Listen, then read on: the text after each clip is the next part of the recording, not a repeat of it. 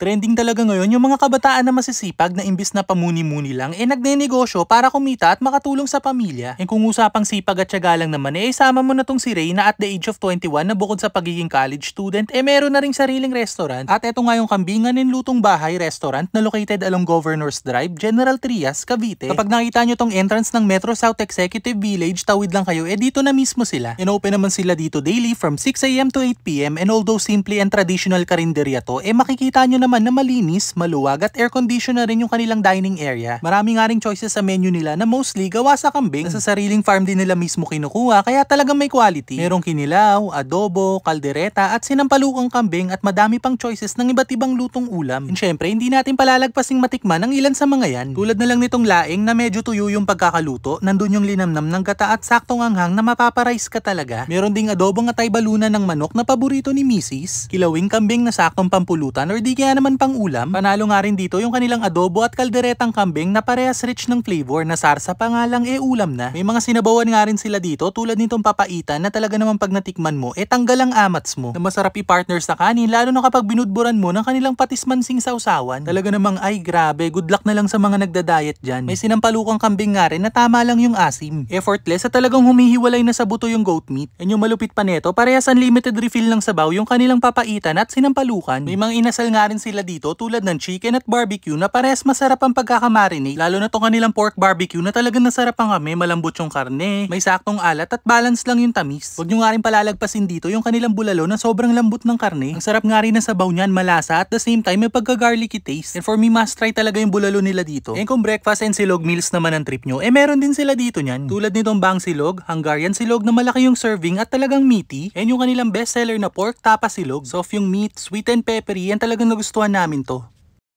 Welcome sa Kambingan. Bisitahin niyo po kami at inimbitan ko po kayong lahat na kumain at bumisita dito sa aming munting kainan. Specialty namin is mga lutong kambing at gaya ng kalderetang kambing at marami pang iba.